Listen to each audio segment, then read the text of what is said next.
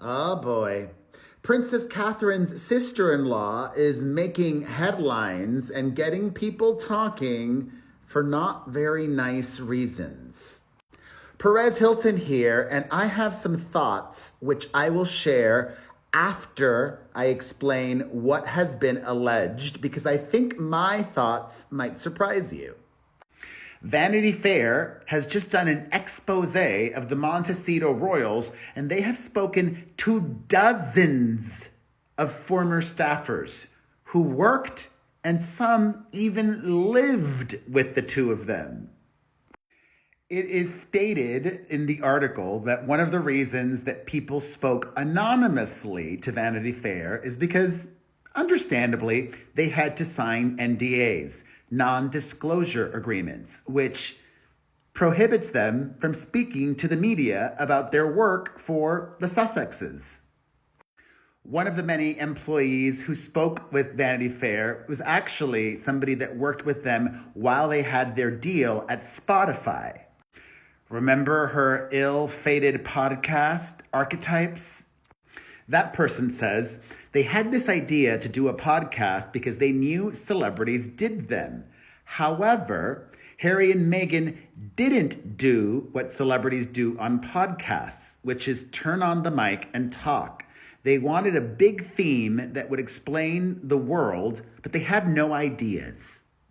Do you guys know Bill Simmons? He founded The Ringer, which was acquired by Spotify, and he worked with them while at Spotify.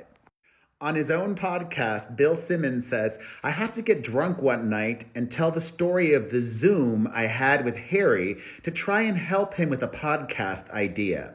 It's one of my best stories. F them, the grifters. They had a lot of frustrations trying to create content over the last few years, former employees have said, and a lot of no's. Vanity Fair says that Taylor Swift was approached to be on Meghan's podcast on Spotify, and she declined. They say that both of them, but especially her, was very difficult to work with because they were so indecisive. And then a lot of the times when she would agree to something, she would quickly change her mind after thinking on it. Something as simple as like saying the B word, B-I-T-C-H, on her podcast. She wanted to say it, but then instead said no and ended up saying the B word. I would say it if I wasn't afraid that this video would get less reach for, saying B-I-T-C-H. This is perhaps one of the juiciest parts of the whole Vanity Fair expose. A source who worked directly with them says that Meghan's own relationships with employees tended to follow a similar pattern. She would be warm and effusive at the beginning, engendering an atmosphere of professional camaraderie. When something went poorly, often due to her and Harry's own demands, then things went bad. Meghan would regularly become cold and withholding toward the person she perceived to be responsible. The source says it was really, really, really awful, very painful. Because she's constantly playing checkers. I'm not even going to say chess, but she's just very aware of where everybody is on her board. That was shady. Like, she's not smart enough to play chess? Please. She snagged a prince. I think she's very smart. The former staffer says when you're not in on her board, you're going to be thrown to the wolves at any given moment. In such practice as undermining, talking behind your back. It's gnawing at your sense of self, really like Mean Girls teenager, says a former staffer of Meghan's.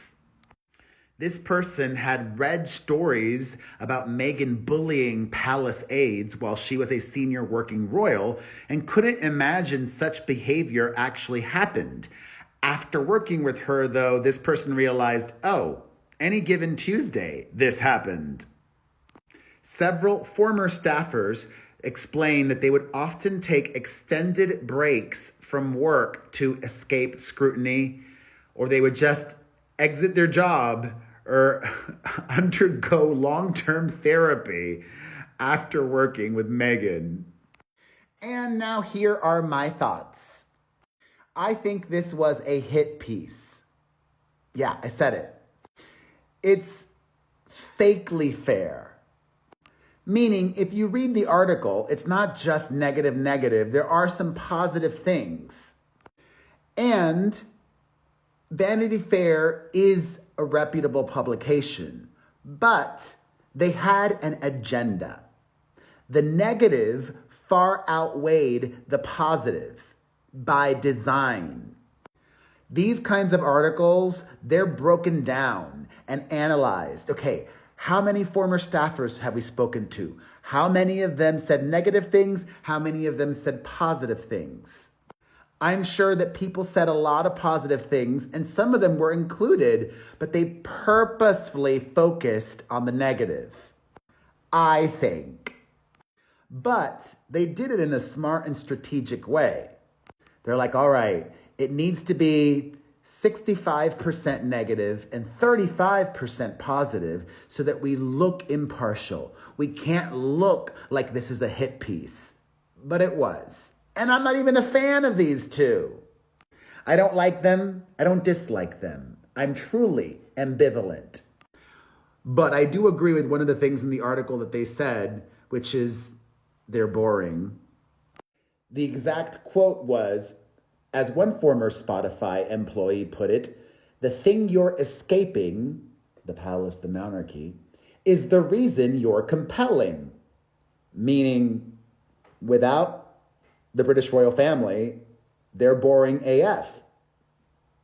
I've been saying that forever. But one of the beautiful things that I did take away from this article is their love for each other. She's a wife and a mother. That explains a lot. Meghan takes pride in being a caregiver and a protector for Harry. And there's nothing wrong with that. A source who worked for them says they are so hot for each other.